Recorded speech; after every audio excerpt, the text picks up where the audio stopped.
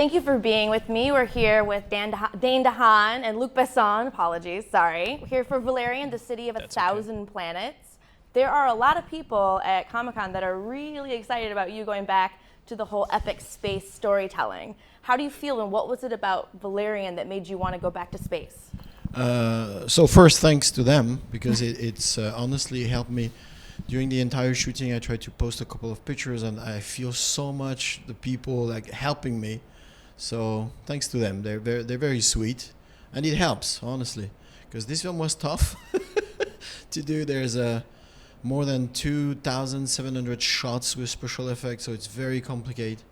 But I have the best team of actors, Dane and Cara. They were like just magnificent. So just like pure pleasure for 6 months. And Dane, you play the title character, right? Yeah, I play Valerian. So what's it like to take on a space epic where your character's name is in the marquee? I mean, it feels pretty cool, you know? Not gonna lie. Like, we shot at the Cité du Cinéma in Paris, and there's a big poster already of Valerian with Cara and I on it, and everyone's walking around with shirts that say Valerian on it, and it's a cool feeling, Valerian is very much like kind of a he's a space bro, he's very much enjoys being the center of attention and knows how to control a room and has a kind of charisma. So to go to work every day kind of feeling already like the captain of the ship, I would say definitely helped shooting the movie. I feel like it's really hard to take on a movie that sounds this large, 1,000 planets, thousands of aliens in one city. I mean, what is it that you need to have to make a good space epic? What is it that we're missing from things today that we could get from Valerian? I think the script first. We need to work much more on the script. It took me a couple of years. There's a moment where I took the script, throw it on the garbage, start again. You have to work a lot on the characters, situations, aliens, and all this. So that's the main base. And then after, it's to find the artists around the world.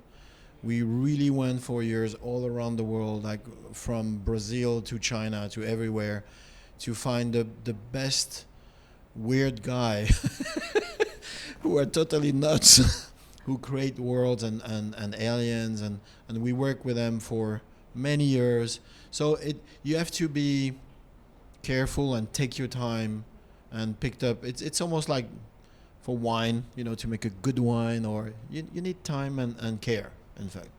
Well, what was like the strangest, or what was like an alien that was probably something that you think you pulled from a different part of this world that you're quite proud or excited for people to see?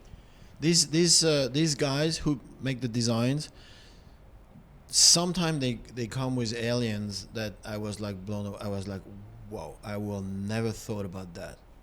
And you need to take your phone and call the hospital and say, okay, you should lock this guy because he's really weird.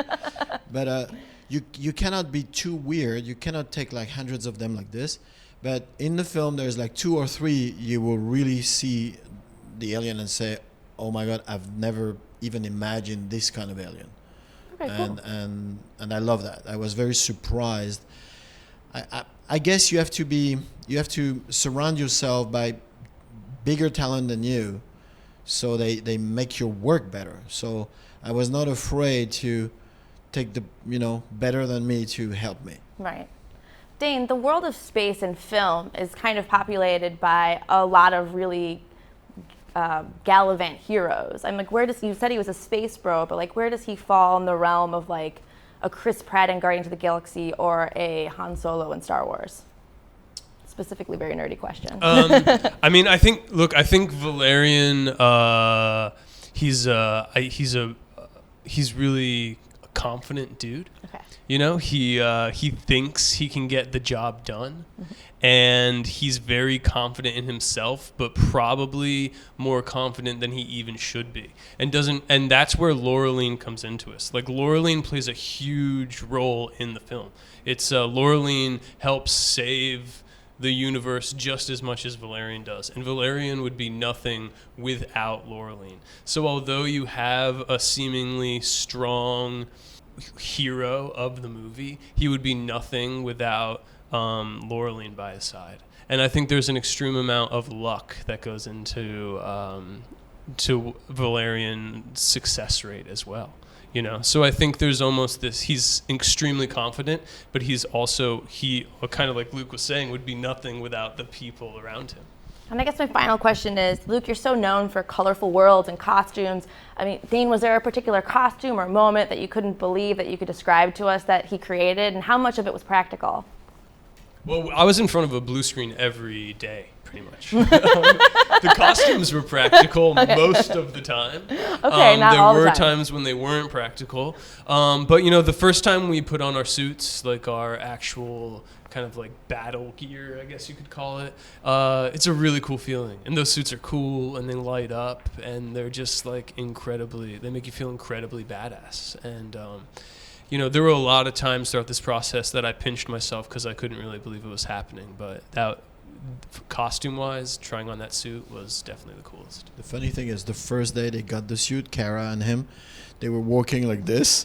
And it took like a couple of days, and then after they walked like real heroes in it. It was very funny to see how it switched.